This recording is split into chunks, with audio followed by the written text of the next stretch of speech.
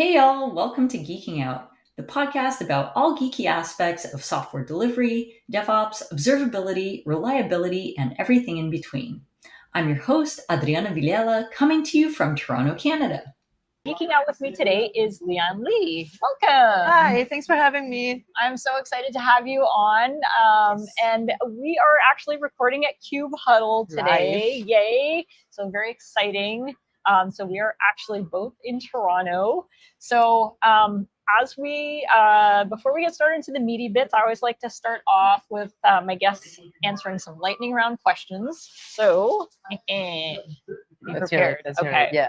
Are you a lefty or a righty? Righty. Do you prefer iPhone or Android? I have an iPhone, but I prefer it. It's more practical. Fair enough. It's funny. Some guests are like, no, this is it. Like, I am staunchly in favor of this or the other. And others are like, I'm almost embarrassed that I have an iPhone, but I have so many Apple devices. It just made sense. But I don't want people to think I'm a cult member. That's it. Fair enough. I get it. Okay, next question. Mac, Linux, or Windows? Which do you prefer? Well, I guess I just answered my question. I think so.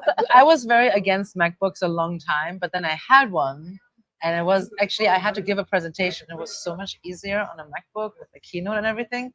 So since then, I've been like, it's easier. Why make your life hard just for street cred?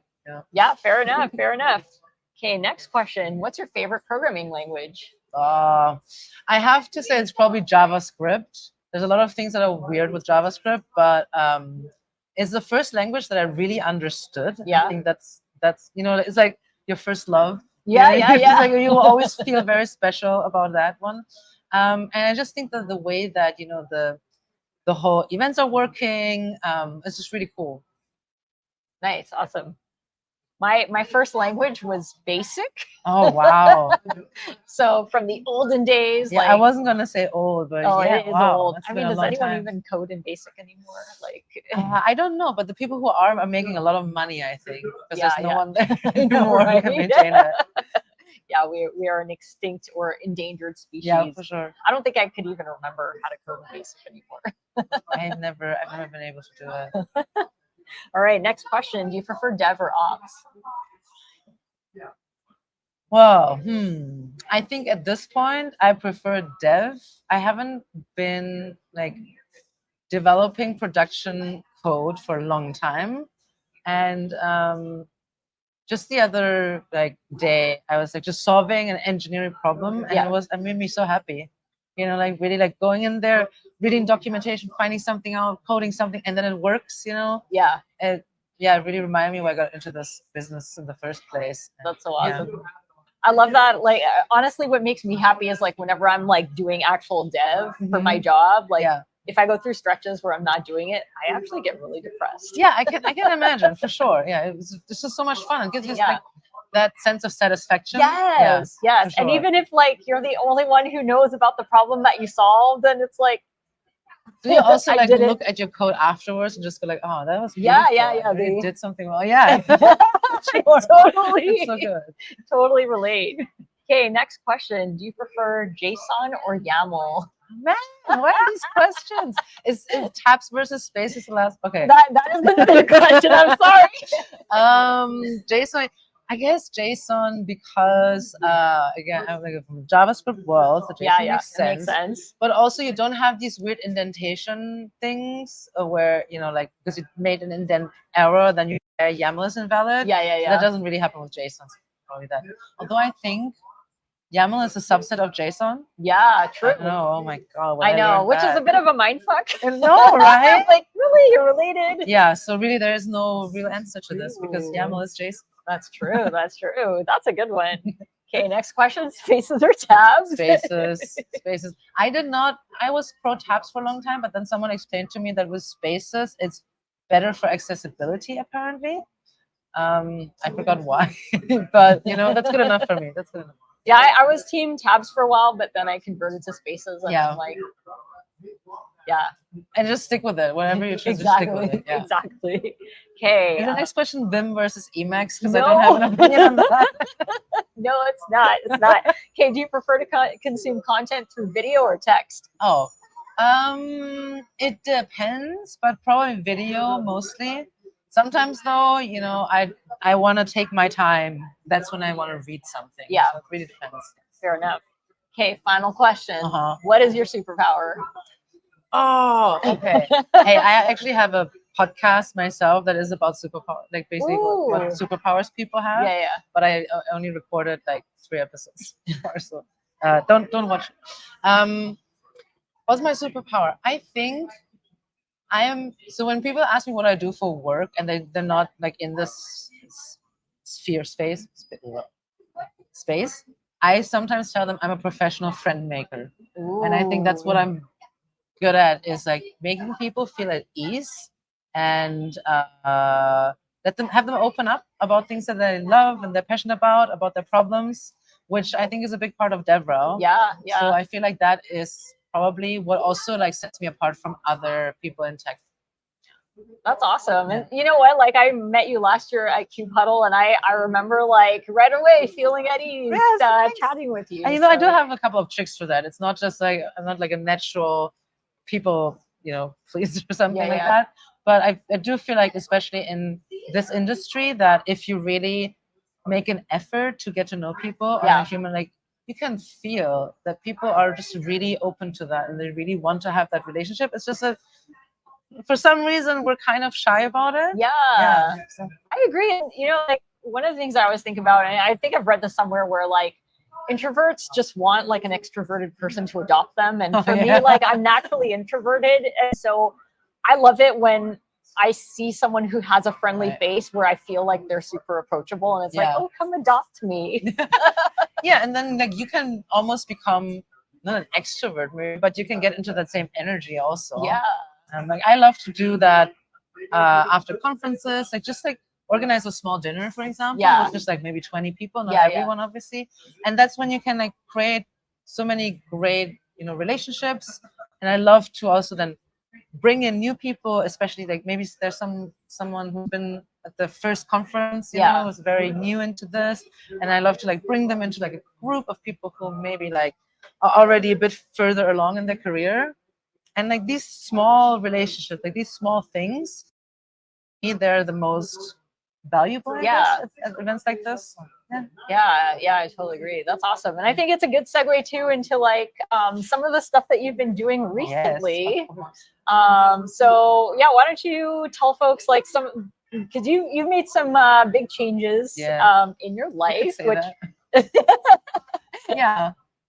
so I've been in tech for most of my professional life, like 15 plus years, and seen a lot, but it can be a grind. It can be very demanding, especially in DevRel. Lots of travel, it's like people, you have to be on all the time. Also at like conferences like this, like people will approach you because they want to talk about your product, whatever. And you just have to always be approachable, friendly, like always be there. And but end of last year, November, I was just like really close to burnout, which is something we're going to talk about later. We are. And I just decided to take a break. Yeah. So I quit my job. And at the same time, I was doing like, as a hobby, like amateur stage performance stuff. So I was doing improv theater. I was in the ensemble of a musical group. And that was a lot of fun. And I just kind of like decided to just do that for a while. Yeah. The entire time I was thinking, this is like a vacation. Eventually I have to go back to tech. Yeah. But at some point I was like, I don't actually have to do anything. I can just do whatever I want to do. Yeah. And as long as it's fun and enjoy it, and like I can still pay my mortgage and everything, it's gonna be fine. So I have been basically doing only stage performance since November, which is now, I don't know when it's going to come out, but like about half a year almost. And I really enjoy it. I still keep with the tech industry a little bit. Yeah. Like I go to conferences. Yeah. I'm with the technical advisory group of the CNCF on app delivery. So I'm doing some community stuff because I really enjoy community stuff. But I am very happy to not have to always chase the next thing, which is like a big part of, I think, what we do in startups, as vendors in the cloud native space, as DevRel specifically. Yeah. So yeah, it's taking a bit of a break, but also like reorientating myself in the world. Yeah. That's so awesome. It And is great. so, like, I'm curious for, you've been part of like ensemble cast. So is it like a musical Yes. ensemble? So, like, did you already have like a background in singing? I mean, you do like karaoke, right? Yeah. That's like one of your that's one of your that's your thing. jam. That's my Yeah. claim to fame. Your Yeah. claim to fame. Yeah, exactly. I mean, I always loved. Okay, I always wanted to be like an actor. Yeah. Even as a child, but my parents were not very pro because they're Chinese parents, so they're very much like you need to learn something proper and like have a proper job. But I always was very musical. I play like multiple musical instruments. I was like singing in like church choirs, and then the whole karaoke thing started. And I mean, I'm not a strong dancer, but I do okay. So this is like an amateur group. So they were doing like boot camps, musical theater boot camps. So you can just try it. Yeah.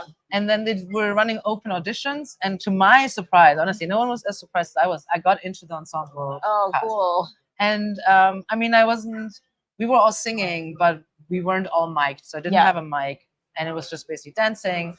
And one of the things that I really found very interesting is that in that theater world, and I can't speak if that's the same everywhere, but like in this particular group, it might not seem super diverse in that sense because it's all about being at the right place at the right time. Yeah. So obviously you go into the auditions and already people may not like you for whatever reason, like you remind them of their ex-wife or something. That can happen. And it's totally reasonable for them to then say, I don't know, I don't like the vibe or whatever. Yeah. That happens. And I've just gotten really lucky that I was in the right place at the right time. So now basically like in the ensemble group, I got a featured dancing spot. Yeah. Even though my dancing's not that great, but they didn't have enough men. So I was basically playing a guy. Yeah. And now I'm doing another musical, which is Monty Python's Spamalot. Oh, I cool. love it. It's so fun. And there's similar thing like because I was there and like standing in for Lancelot because he missed some rehearsals. Yeah. They basically asked me like if I wanted to understudy for Lancelot. Oh, cool. So now I'm getting like one show where I can play Lancelot. Ooh. And I'm freaking out over it, of course, because it's gonna be like a proper kind of leading role. But on the other hand, I was really freaking out, like feeling all the imposter syndrome stuff, like because I'm not trained in any way. Yeah. And a lot of the people, even though it's amateur, they're very good. Like they have a lot of experience and they're like trained.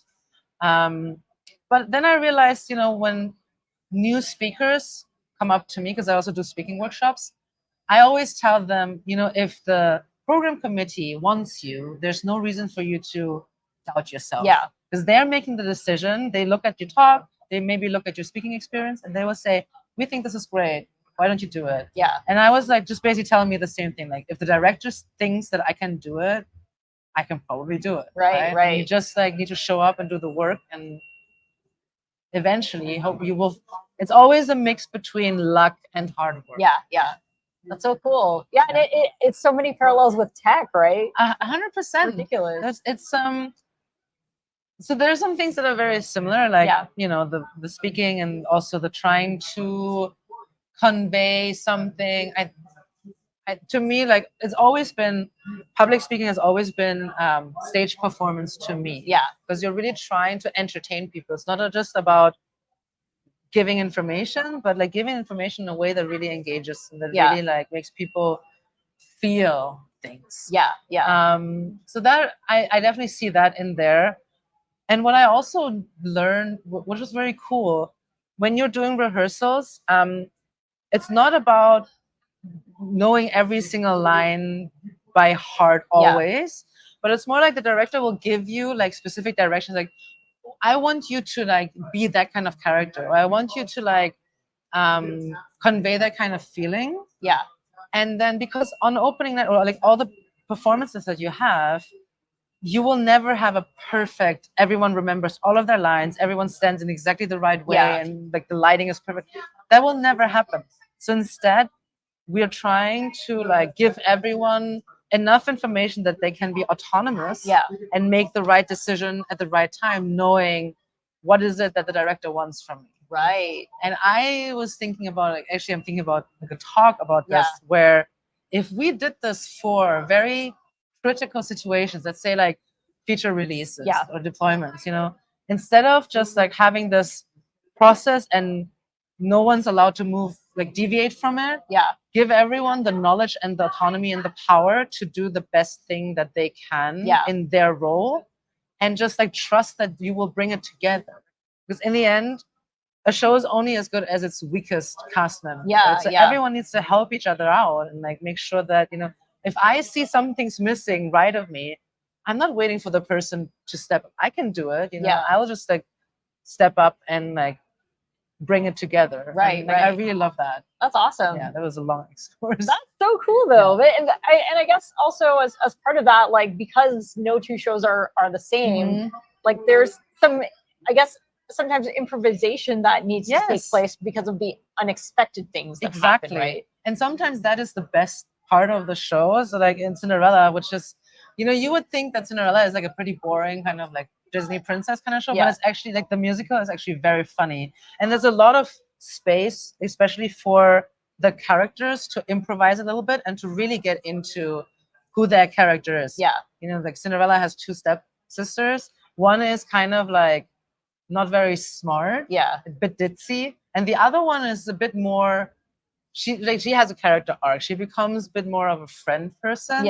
And then they were different every single show. Like there were small scenes where they were supposed to react, and they reacted differently every single time. And over time, we would also, because we had 6 shows in 4 days. So by the 3rd show, we would know like this works very well with the audience. So let's like build on top of that a little bit. Every ensemble member also got like a little bit of a tiny backstory. So we had this like huge marketplace scene, and there was this like situation where one guy had like 4 girlfriends, and they were finding out about each other. So even though they were like background characters, they had their own thing going, which made it seem much more like alive, multidimensional. And I think that's kind of like what I'm feeling with tech also, is like, or just because you're not always in doing the most important things or always in the foreground, making the big decisions, doesn't mean that there's nothing that you can fulfill, you know, in your own little corner. Oh, it's so great. It's so fun. It's such a, honestly, if you can do any kind of like stage performance stuff, I highly recommend it, because it's so much fun to just go out there and like get out of your own kind of head, right? Be a different person, maybe. That's like, it's a lot of fun, because also that will tell you, like, you get to try things, and maybe you will also see, oh, I actually enjoy being a bit more extroverted in these circumstances. And you meet a lot of fun people. That's true. That's true. The other thing, Well, you know, I have to say, like, so earlier today I attended your workshop at KubeHuddle on owning the stage. And it was like a series of like improv exercises. Which were so fun, because so my daughter Hannah had taken, when she was younger, she took a bunch of like improv classes. And so I was familiar with some of the exercises because I'd see her showcases. And I'm like, oh my God, how cool is it to like be on the other side of it, not being a spectator, but a participant. And it was just so much fun to just like do goofy things. And like you created such a safe space for everyone. And it like, you know, if you ever take your workshop on the road, like I hope you do, because it was great. I thank you. I will give the same workshop in DevOps Days Amsterdam and KCD Munich, I think. I mean, it's very different from a tech conference normally. So I'm like really glad that, you know, the people who came were very into it, because it was a bit like, you know, we were moving and dancing, and like, that's not very comfortable for a lot of, even when we were like in the ensemble in the musical theater cast of people who want to do musical theater, even then sometimes it's awkward because you're not like that comfortable with each other yet. Like, it's always the thing about vulnerability, and am I comfortable showing that side of me? Because this is when we're on stage, and this is something that I'm struggling with a lot. When we're on stage as a public speaker, you're supposed to be serious. You're supposed to be trustworthy and like professional. And that is true to some extent, but I think it doesn't hurt to be a bit goofy and a Yeah. bit, you know, like letting loose. I think that works again with the creating this, like, as you say, like a safe space, or just like make people feel at ease. Like, let's not take this too seriously. Yeah, yeah. I think that's, you're setting the tone when you're on stage, right? Everyone's looking to you. So yeah, I think it really just helps to do that. And like, not taking tech that seriously as a whole is also something that I learned. It's like, you know, like it's good if you like what you do and you're taking like what you do seriously. Yeah. But in the end, there's much more to life than tech. Yeah, yeah. I completely agree. And I think bringing a bit of levity Mhm. into tech, because like I like as somebody with ADHD who gets bored like so Oh, yeah. easily, like I have a hard time sitting through a talk. Right. So like the fact that your workshop had us up and about and doing things, like those 45 minutes went by so fast. And Yes, like they did. for me as a speaker, when I give a talk, I want to bring like my energy and like funness to the talk. Like Yeah. I did one where like my co-speaker and I did a skit Nice. as part of our talk, and then another one where we recorded a video like in Office Space style, just to break it up a bit. So fun. it's kind of nice to see, like, you know, Yeah. you're doing something similar, like bringing that funness and breaking the monotony out of tech. Is like, tech is fun. It is. Why shouldn't we make our talks fun? I know. Like, why are we trying? This is so weird to me sometimes. Like, why are we trying to make it less fun, more boring, more like harder? Yeah. I think there's like this gatekeeping maybe also going on, where we're trying to make it seem harder than it actually is. Like, Yeah. programming, I think, I'm not saying it's easy, but it's not difficult. It's not like complicated. Yeah. It's actually like, you can learn it. And I know a lot of people learn that, you know, in a boot camp in a couple of weeks.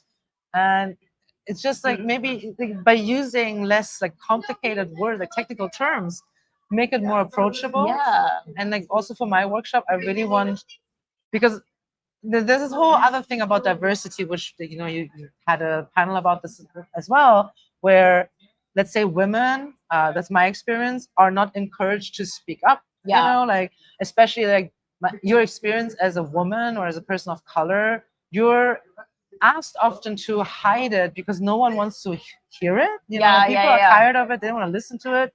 So there's a big part of you that you always feel like you can't really show, because Yeah. it's something that people don't want to, you know, don't want to talk about. Yeah. So I want also for people to just feel comfortable to take that space again. Yeah. And to be that weird version of themselves. Yeah, That's exactly. like very unique to everyone. Like, it doesn't matter if you're like diverse in that sense. Like, diversity to me is more about like, what is something that you bring to the table that hasn't existed there before.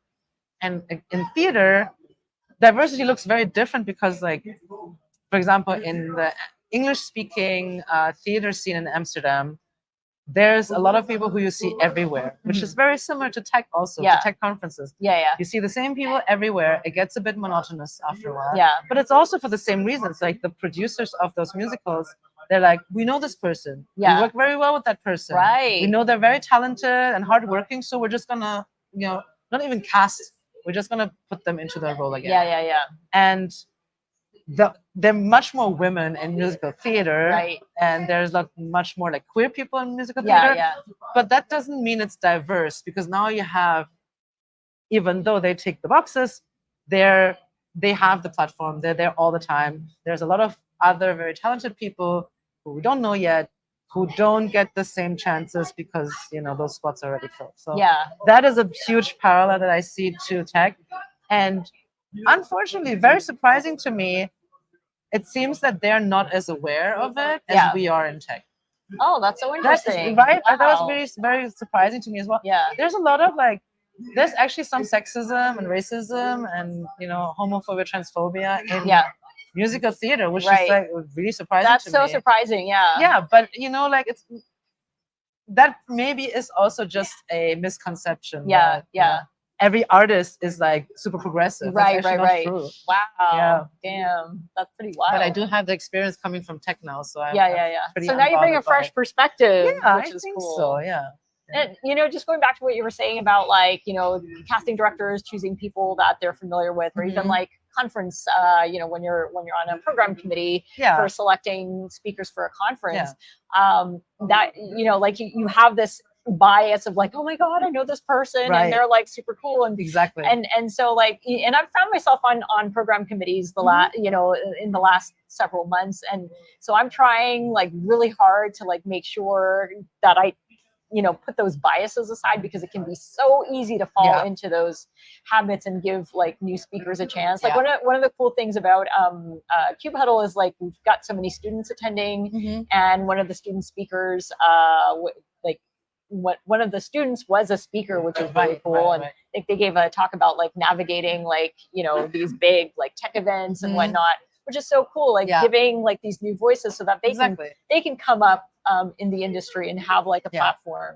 Exactly. So like exactly those like new perspectives that you couldn't get from, you know, like a famous speaker who's been around for a long time. So, and I also organize conferences myself, and I know that you always have to find a balance between like you need some big names to pull in sponsorships, to pull in attendees, and then you know you want to have like maybe an open call for paper so people can just like send it in, and then maybe you reserve like 5 spots for entirely new speakers who've never spoken before, people who would never get a chance to speak, and then you know, there's always the risk that it's not a great talk, but you know what? A lot of talks aren't great. You don't know before. But I think that, again, like if you think about it, if you make a conscious decision about this beforehand, it just makes a lot of things easier, because then you don't have to scramble after the fact when you're like, oh shit, we have 40 speakers and like none of them are women. You know, like, exactly. It always happens. And again, like there's never going to be the perfect anything, right? You're never going to have the perfect lineup. So, you know, sometimes you have the same topic and there's 3 speakers. One of them is a white guy. One of them is like a non-binary person who's very famous. And the third person is maybe a first-time speaker. So maybe you will make like a biased decision for whatever reason. And I think that's fine as long as you're aware this was a biased decision and maybe I want to, you know, like mitigate that somewhere else. That's also fine. Yeah, for sure. And I think at the end of the day, like just having a space too where you can like give someone a chance, because like you know, you and I have been doing the speaking circuit for a while, and we had to start somewhere, right? Someone had to give us a chance. Exactly. And I was very lucky because my first talk was at an unconference, which is something that you're also having here, which is great, because like I would have not dared to go up on stage. I would have never thought that anyone wanted to listen to me, but because at an unconference you hand in your proposal and the audience votes on it, I was like, oh my god. And then from there it was recorded, and the organizers from JSConf Asia saw the talk and they invited me over to Singapore. And then I didn't realize this is like a proper like career that you could do. So I was extremely lucky that I got that chance. And I feel like now I almost feel that the responsibility to like give that feeling, because like I was an okay engineer. It was fine, but I think once I got into public speaking, that's when I really felt like this is my space here. This is like what I'm supposed to do here. And that life-changing experience for me. So I hope that other people will feel the same way about like public speaking or something else that they love. Oh, that's so amazing. Well, thank you. We're coming up on time. But before we finish up, do you have any words of advice that you want to impart on our audience members, or hot takes? Either or works. I mean, like, I guess what I've been saying is just like do what you want to do. Don't feel weird about, you know, being weird. It's more fun. Life is more fun when you're weird. Absolutely. Yeah. Embrace the weird. Exactly. Yes. I love it. Cool. Well, thank you, Lian, so much for geeking out with me today. Thanks for having me. Thank you. Yeah, I'm glad we were able to track you down, because normally like you're based out of Amsterdam and you're running about, and so I'm like, hey, you're going to be at KubeHuddle. Yeah, I'm not in North America that much because it is kind of exhausting to travel. It is a very exhausting trip. So I totally don't blame you. Well, thank you again. Y'all don't forget to subscribe and be sure to check the show notes for additional resources and to connect with us and our guests on social media. Until next time. Peace out and geek out. Geeking Out is hosted and produced by me, Adriana Vilela. I also compose and perform the theme music on my trusty clarinet. Geeking Out is also produced by my daughter, Hannah Maxwell, who incidentally designed all of the cool graphics. Be sure to follow us on all the socials by going to bento.me/geekingout.